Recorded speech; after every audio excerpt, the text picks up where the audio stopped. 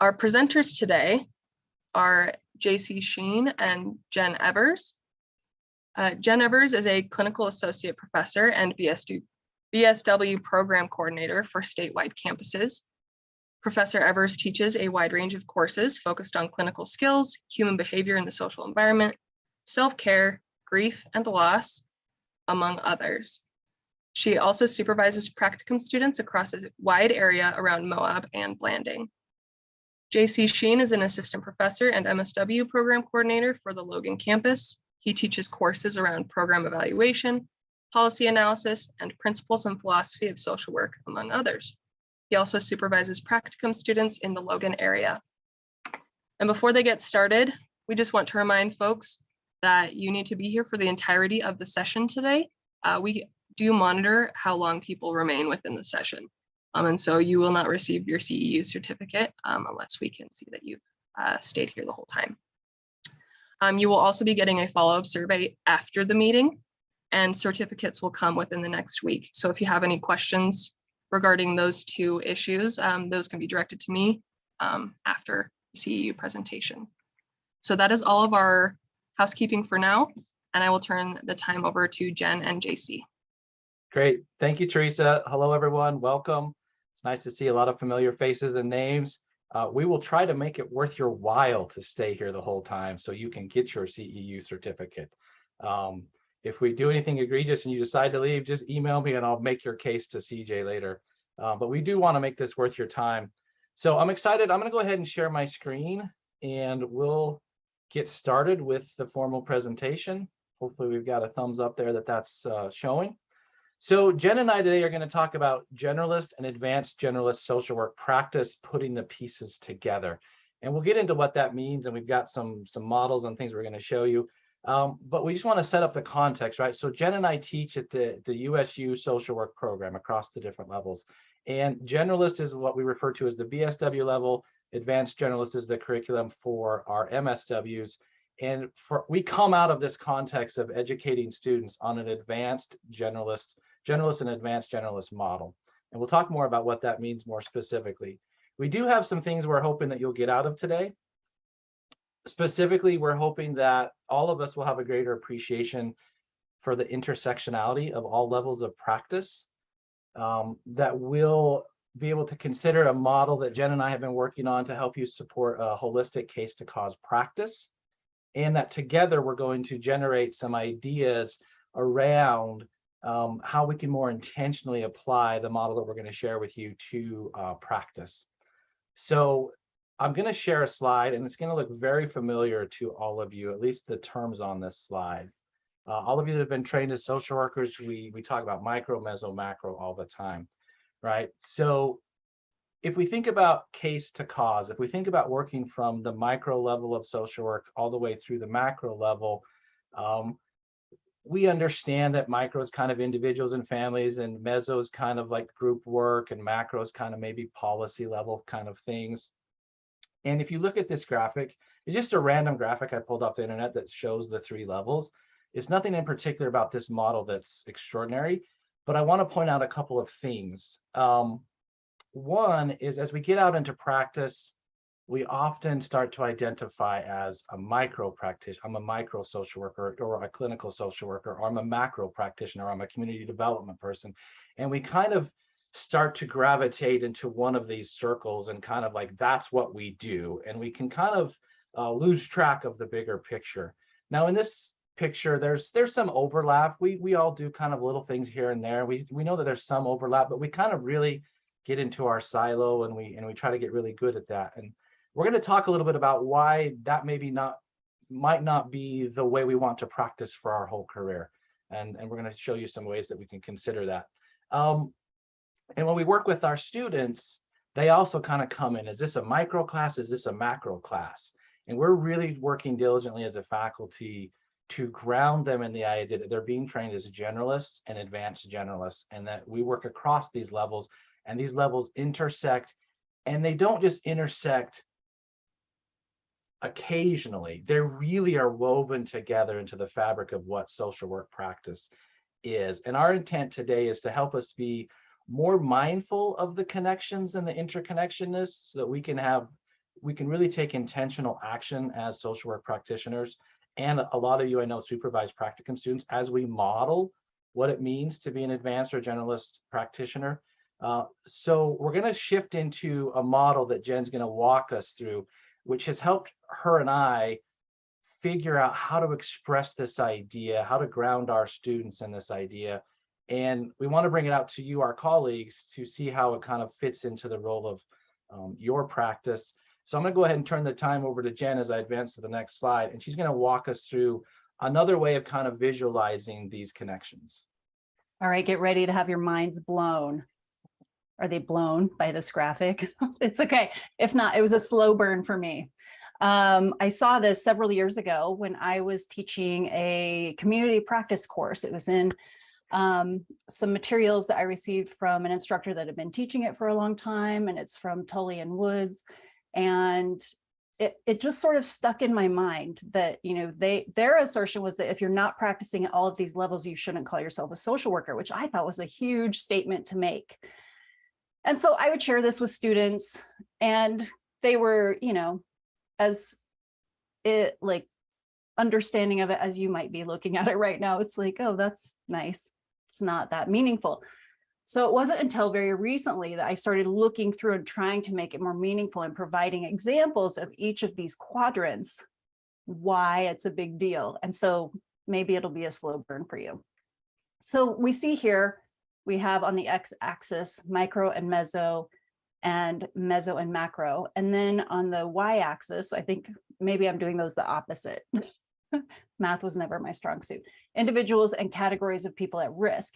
And we use these terms because depending on the level of practice, a client could also be a system or a policy. So what Tully and Woods called it clients and non-clients. And we really deliberated about that for a long time, because just because you're practicing at the macro level doesn't mean that they're not your client. That might be our client, right? A policy or an agency. We also don't want to use the terms direct and indirect, which were on the micro, meso, macro axis, because we consider all social work practice to be direct, whether you're interacting with an individual or a system or a policy. So I'm going to walk you through the examples for each of these quadrants, but here we see the most micro in quadrant A, where we're working with individuals out of concerns for their specific problems or needs. In B, we have the micro meso, which is where we interact with an entire category of people who have similar needs, like some group work. In the meso macro, in quadrant C, we're working at the agency or community level out of concern for the needs of the individual. So we're working with people who may not be the individual on behalf of the individual. And then in macro, of course, we know we're engaging at a systems level. So policy and legislation out of concern for an entire category of people. So let's talk about some examples of what that might look like.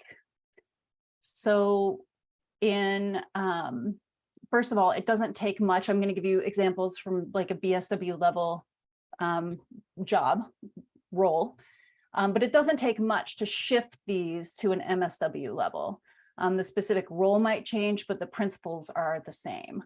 So for example, a BSW in quadrant A might be practicing in the case manager role, while an MSW could be practicing in a clinical or a therapist position in the same agency, or the type of group being run may shift to more clinical focus rather than psychoeducational. So just a note that this can be adjusted for the level of practice.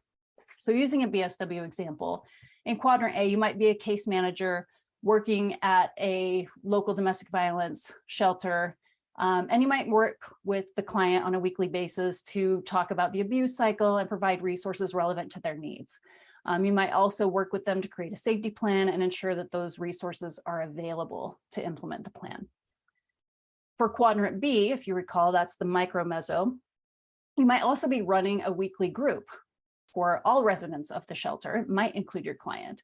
And it could be a specific curriculum. I know at our local agency, we use Journeys Beyond Abuse curriculum. And this is to help support women recovering from domestic violence. In quadrant C, we have any involvement with DCFS. We might attend meetings to advocate for the specific needs of the client, and their family, keeping the client informed of information that is discussed at those meetings if they're not there, to the degree that's appropriate, obviously, and to keep them posted on upcoming meetings, kind of helping them navigate that system a little bit and involve them in as many opportunities to participate in those processes as possible. And then in quadrant D, this is something that is very relevant here in Moab, is housing. I think we know across the state that's an issue. So a way that I might engage at the most macro level would be to contact local government agencies through city and county council meetings to discuss what I'm seeing in my micro sessions with this client, my micro meetings, that, you know, we have people who are wanting to leave their violent homes and unable to because of housing issues. So, you know, in Moab, they think, oh, we need housing for workers, but that's not all it is. It's a much, much bigger issue than just, you know, housing for employees, even though that's important. We have people who are in very dangerous situations that need to decide whether they're willing or stay in a violent environment. And so letting them know that helps them make decisions about the policies that they enact about housing. You can also propose and advocate for feasible solutions at the state and federal level as relevant. And what I love about Jen's examples, this is where that quadrant, and I'm going to go back to it, where that visual really took on meaning for me, is when Jen put together these examples and walked me through this. Then the light bulb started to come on for me. And the way I present this often to my students is I talk about 1 week of practice. And so on Monday, you're in quadrant A, and maybe on Tuesday, you're in quadrant B, and on Wednesday, you're in quadrant C, and maybe there's a community meeting that you go to on Thursday and you're in quadrant D, and it's you as the social worker, and you're just moving through these things that are woven together.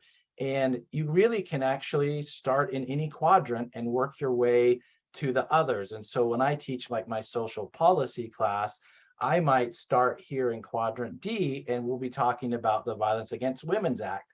And then we'll work back through how that actually impacts a local person they might be interacting with in practicum.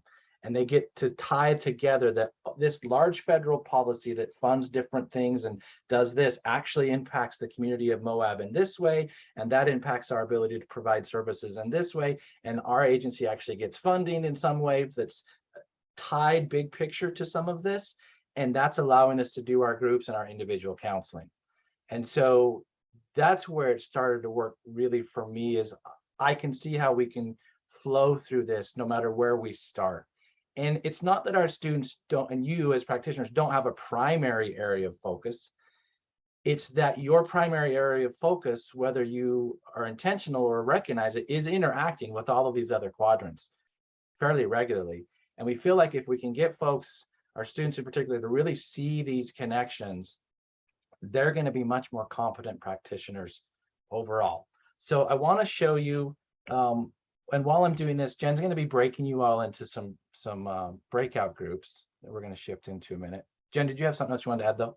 Oh, I just wanted to say that I think that we often all do engage in all levels of practice, and we just don't necessarily realize it or recognize that that's what generalist social work is.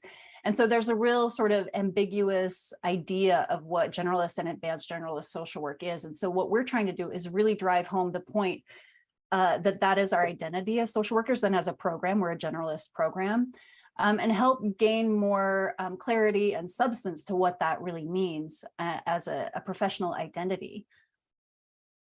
Thanks, Jen. And so we want to just talk briefly about how we're using this model with students and faculty to start getting your juices flowing. And then we're going to put you into breakout groups, and you'll have a chance to kind of work through the quadrant. You'll pick a case example and things. But let me talk to you a little bit about how we're already using this in our program. This will be particularly relevant for those of you, and I've seen several here that are practicum agency field instructors for our program.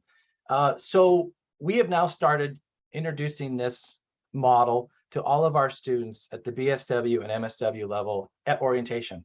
We actually have them read some articles about generalist and advanced generalist practice before they come to orientation. We spend some time as we're orienting them to our program about this is the identity we're trying to instill in you as social workers. This is the practice model that we are grounded in.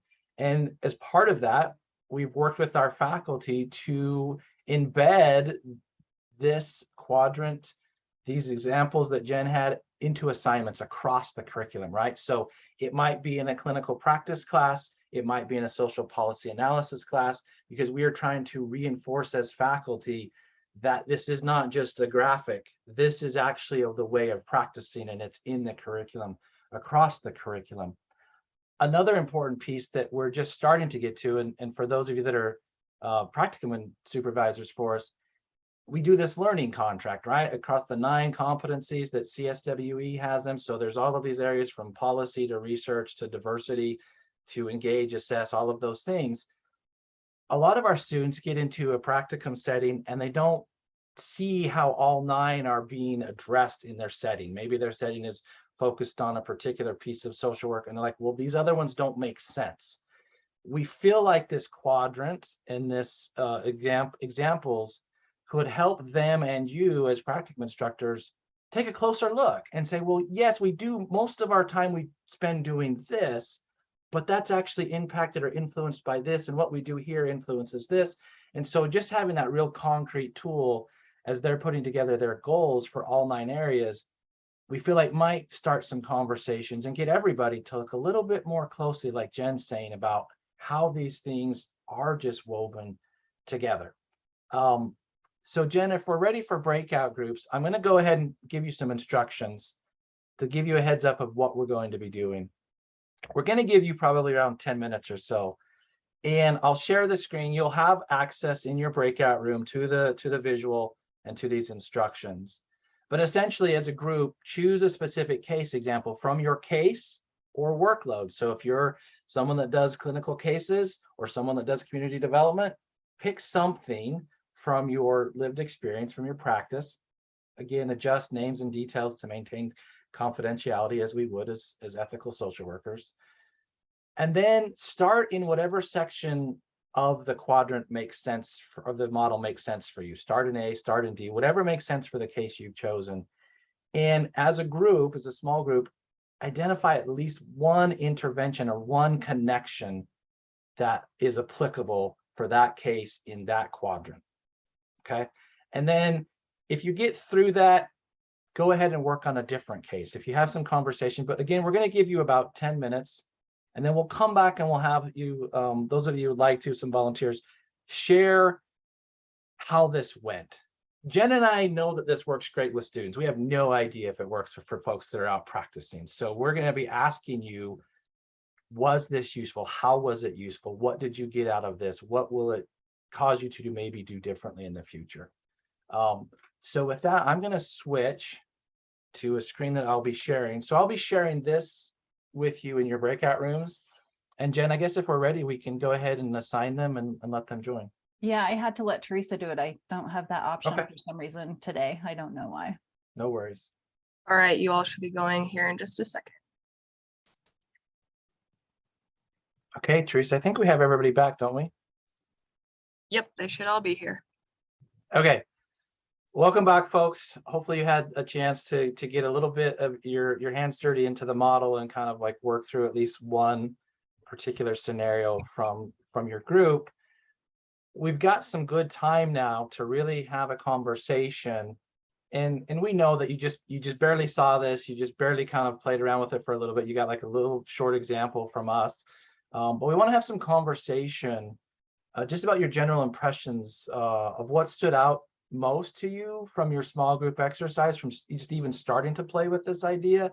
Would love to have any group that wants to share something. If you want to use the chat to say we want to share, or if you want to raise your hand, Teresa or Jen, can you see more than I can to like call on somebody that wants to share? I have the chat open. So if we have any volunteers, if not, I know several of you by name and I could call on you. Nate, right on my screen, but Nate, I'll keep you on deck unless you want to go. No, and I was actually gonna volunteer Dennis from our group. He actually had a great example. Dennis, I don't know if you'd be willing to share, but I think it was a great example. Absolutely. So again, my name is Dennis. I work full-time but I also do some therapy for a clinic here in town. So I took one of my cases and I looked at it as when I appreciated what Jennifer and JC were talking about. And I took one of my clients and I saw the patient at 7 a.m. this morning, a hospice patient, end of life, talked about some pretty deep, tender things and to end her mortality at 7 a.m. On Monday this week, I met with her husband in our grief and loss support group. And then, obviously in my administrative position, we do a lot with the other side. So having a meeting with our hospice team yesterday about billing protocols and regulations and conditions of participation. I really appreciate what Jennifer was talking about, how we literally through the week, we move through these. And so even though it's one identified patient, her husband's in our group, we're dealing with this on a level. I'll have a coalition meeting this week with all the hospices in Northern Utah. And so even though we're practicing clinicians, I think sometimes we want to put ourselves into boxes. And I was telling Nate that sometimes I believe it's our responsibility to kind of ignite the passion in other people to not just want to put ourselves into one of these boxes. And when they see us do it, they're more likely to do it. So yeah, Nate, thanks for giving me that opportunity. As you can see, you guys can see I'm pretty shy. So No, thanks, Dennis. I love that, Dennis. And you talking about sparking that passion and how we do put ourselves into those, boxes. Sometimes it's for our own confidence and our own comfort, right? Instead of necessarily the client's benefit. And we all know that it's all about billable hours. And so that, let's not pretend that's not part of the game. That's in there, that's in the mix. But the piece of kind of looking at ourselves maybe as professionals in a more broad sense and acknowledging all the things we do that may not be necessarily billable hours. We're paid to do it, but may not be billable hours, but that really matter when it comes to our clients and our agencies and all of the levels of social work. Jennifer, maybe a thought we could think about is sometimes as we ignite the passion in people, when we understand that we can make those changes or have a voice, a social work voice at those high levels, then there's other ways that we can compensate staff rather than just billable visits, right? I know, yeah. And if we do a paradigm shift on the other end, then we have influence to inspire them to do it the right way. So good For point, sure. Jennifer. Yeah, and there's motivation around that with the Council on Social Work Education and the profession as a whole, recognizing the need for macro social workers, people to be social workers, because we're on the ground, on the front lines, seeing how policies do impact people, getting engaged at that policy level to let them know how it actually plays out and to advocate for change there. So important. It's a really unique position for social workers. Yeah, thank you so much, Dennis, for sharing it. I hope just even seeing that graphic and thinking through that created some space for you to be like, oh yeah, I'm doing a lot. I'm doing a lot and I'm kind of trying to stay balanced with what I'm doing. And it all is connected to this person that I met with this morning in some way or another, right? It is connected. And it's connected to the next person that you'll see. Yeah, CJ, go ahead. I received a message. I don't know if it was supposed to be for the whole group, but Jenna, did you want to make a comment? She mentioned that she could piggyback off what Dennis and Jen were. Perfect. Thanks, Jenna. It was supposed to be for the whole group, but it went directly to CJ.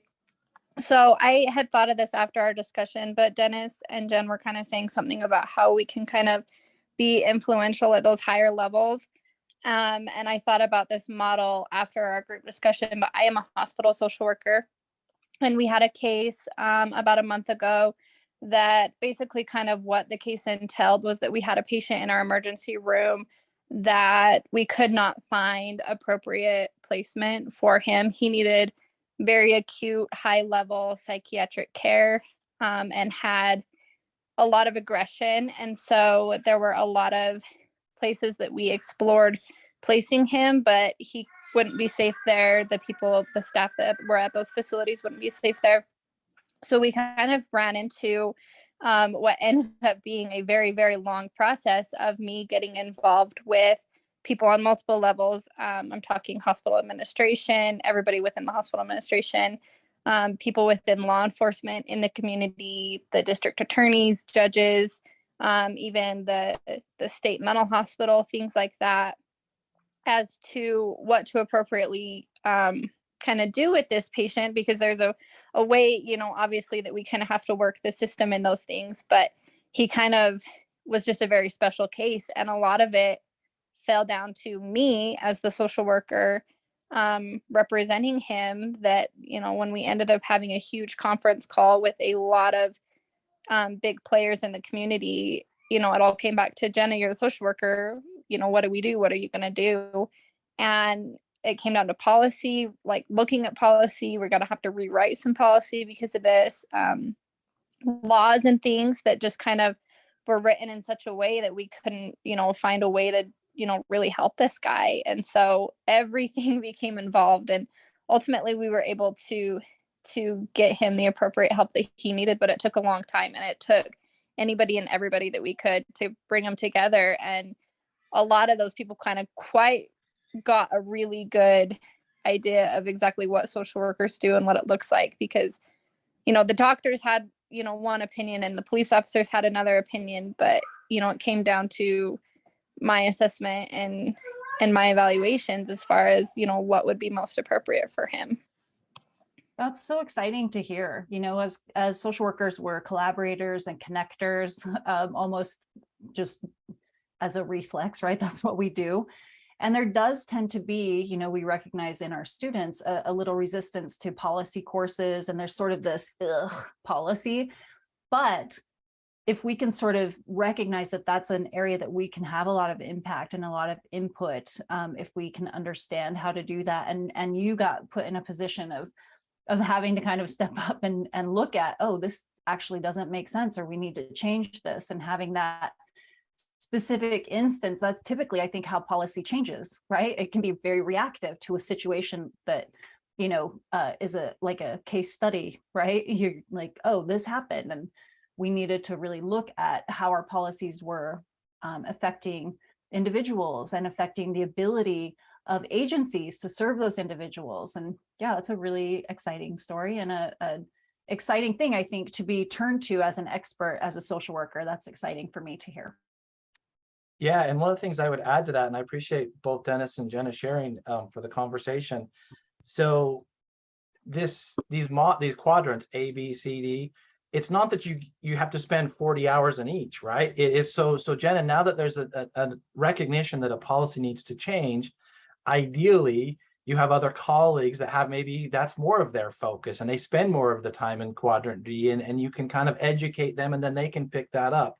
As the professor that gets to teach the policy classes, I'm really wonky about policy. It's so impactful and so powerful, and our advanced and generalist students need to understand at least the mechanism to know who to hand that off to next, to get that policy conversation to the next level. Not that they have to follow it all the way through, but they have such a valuable perspective of, I just lived this really intense experience, and I saw immediately and directly how this policy impacted this human in front of me. Something's got to change, and to know enough about how we get something started is what we're hoping our students will do, is then hand it off to other people, but stay involved.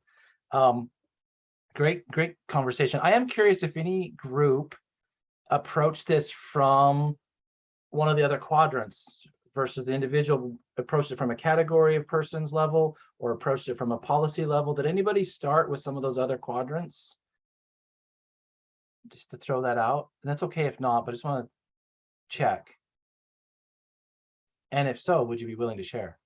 Yeah, Brandon, do you want to share here, or are you more comfortable just sharing in the chat? You just mentioned something about schools. I teach school social work, and it's definitely a unique environment. I always feel like the school is its own little town, and the principal or superintendent is the mayor, right? There's its own set of rules and policies. Yeah, so I don't work in a school myself. My wife does in the behavioral modification regard, but one of the people in my group actually did, and it sounded like her work kind of began with the looking at the difference between our policies as social workers and those within that unique political environment of the school system. I'm not sure if she would be willing to share, but I found it really interesting. I can share. Thank you. Sorry to put you on the spot. No, you're fine. Part of our discussion was how I work in, and we've been having a lot of conversations this year about, are we bound as social workers by FERPA because we work in schools, or are we bound by HIPAA because that's what our DOPL license requires? So we've been working a lot on like advocating for what HIPAA says, because under FERPA, like they would want us to share information with like school counselors and stuff, but as therapists, we're like, no, we don't share with counselors. I don't know if that covers what you were talking about, Brandon. Yeah, that sounds like a fantastic example of starting in a different quadrant, because that issue, as it's getting resolved, there are individual students on the other end that are going to be impacted on whatever the decision ends up being, right? It's going to impact how counselors interact with you in the group work and the meso level. So that's a fantastic way to show how this model really, you start where you're at. This is why Jen and I didn't want to use the word client and non-client, because it's such a handy phrase to say, start where the client is. So if your client is policy, you've got to start where the policy currently is, not where you wish it was, not where you hope it to be. You have to start where it is. Just as an individual sitting in front of you, you hope they would be somewhere different, but you got to start where they're at. And so this is an idea of the policy in this context could be the client. And so we have to start that conversation and that work where that policy intersection between FERPA and HIPAA is. I'm curious, you know, as you look through this quadrant in your groups and you kind of applied a current situation, Jen and I are really interested in looking to the future. How would you see this model? How could it be useful to you? Are there concrete ways you think that you could intentionally take what we've talked about today, take this little graphic in all of its glory, and just like, how would you use this in the future if we could think about that?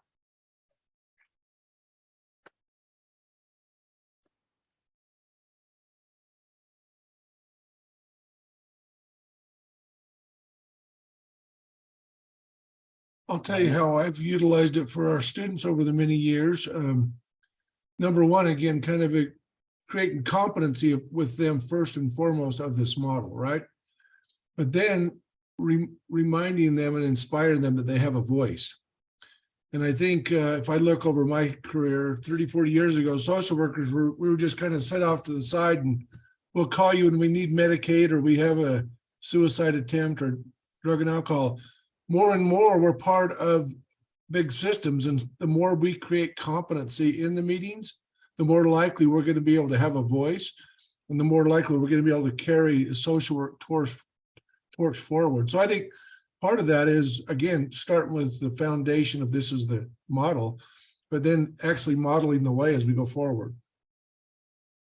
Right, and I think some of that is about helping the funding entities, numerous though they may be, understand that that's what social work is, and that because we know where you put money is where you get people and where you get power and all of those things. And so if we can put more money behind some of those policy level, you know, efforts, that it indicates a priority there, right? That's what we show with our dollars. Sorry, JC, you were gonna say something. No, I know that we've got several current students on the meeting today, and I just want to like emphasize this point. Like what Dennis is saying is the idea is if you're in a staffing meeting and you can speak competently about a policy situation or a group situation, in addition to just what your experience with your individual client might be, that's building that competency, that's building that value of the social worker on the team to the rest of the team, that you're not just familiar with the case that you're working on, but you understand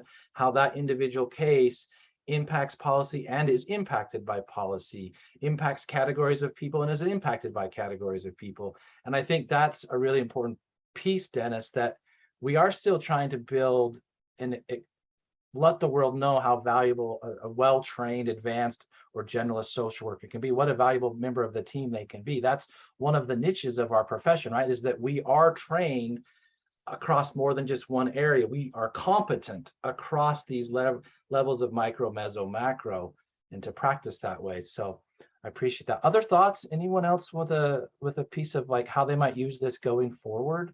And we're uniquely competent, right, JC? This is something that is specific to social work. This model is a social work model. This is what makes us unique and makes us who we are as a profession, as a distinct profession.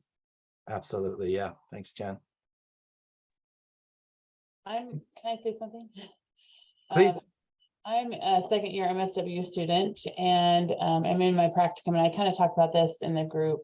But this model has really helped me to feel more confident to go to my supervisor. I feel like I'm kind of in a box, like you guys were describing, where I'm just doing clinical work. And I really want to dive in more to the micro meso and then beyond. But I'm stuck. And so I'm gonna, at my next staff, our next supervisor meeting, I'm gonna bring the quadrant and I'm gonna use that as a way to say, this is my practicum, even though I'm paid to do this practicum, I need to get this education.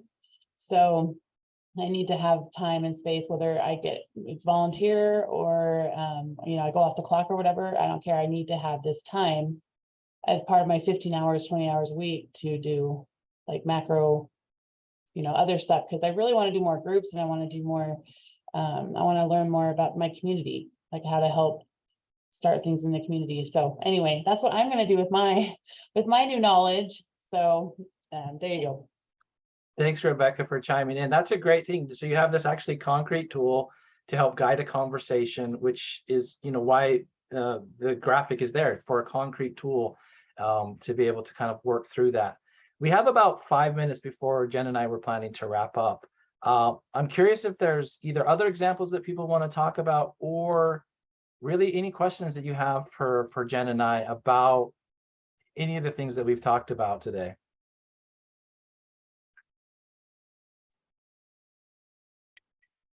JC, I might chime in here briefly. Yeah. I think for me, sometimes it's also maybe reminding that maybe it's not so much the CBT ACT EMDR intervention that may be as impactful as advocating at a meso level. I mean, that's certainly effective and certainly can help the client move ahead. But there's also something about realizing that they are a person in an environment, and that's, you know, that direct practice of using those modalities is fantastic. However, they may also certainly be impacted by recent changes in state benefits or Social Security benefits, or maybe you need to advocate for them for housing. And in fact, that advocacy, that changes in housing may in fact be the outcome, or may be the intervention that makes some of the biggest changes in their life, in addition to what you've been working with them on as far as very direct clinical practice. So I've tried to emphasize that to field instructors as well, to broaden that back, that what you're doing is great work, and yet expanding it to those other meso levels can also be so impactful and an intervention, right? And they're not divorced from each other. And that's the beauty of social work, is we shouldn't divorce them of, oh, I'm just doing CBT and that's going to make the change. Maybe it is CBT, DBT, EMDR, and the housing advocacy and the policy. Yeah, thanks, Nate. I do feel like this really represents, you know, what we talk about as our professional identity, right? We don't look at people in silos. We look at the person and environment, like you're saying, the whole kit and caboodle. And so this model helps look at ways of engaging at all of those different levels. And I really like that about the model. Like I said, it was a slow burn. I saw it years ago, like I would say 7 years ago, at least, maybe more. And it finally, in the past year, I got concrete about some things with it and got really excited about it. Yeah, and I think you know, in presenting this all to you today, it's like Jen said, it's not new information, but hopefully it's a new way to look at the information and the training and the experience and perspective you already have. And we know, and we do this all the time with individuals and systems.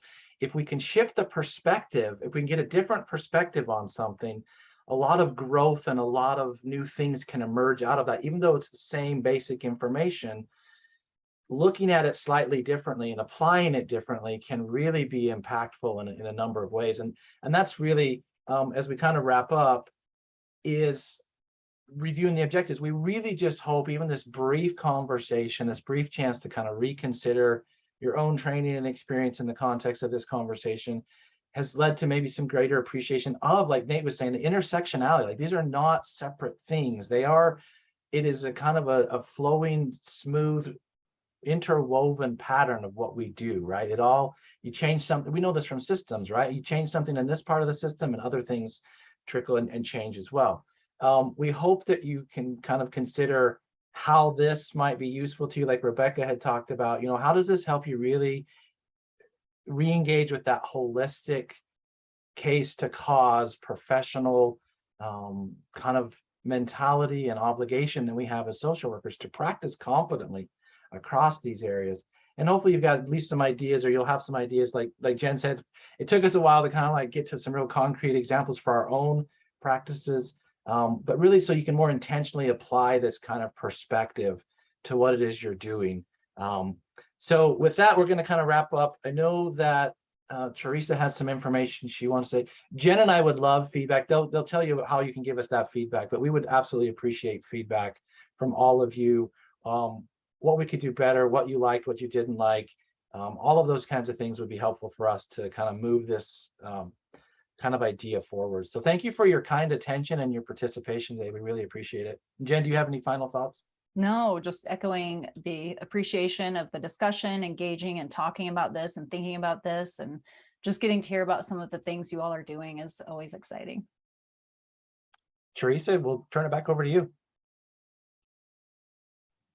Great. Thanks, Jen and JC, for that presentation. It was great to have this interaction and learn together kind of in how to build the bridges between different aspects of social work. My final announcements for the end of this session are just a reminder that you will receive a follow-up survey. That is that feedback that they were asking for. That will basically say what you enjoyed, and also what you would like to see in the future, because we are always open to recommendations for the kind of topics that you are interested in.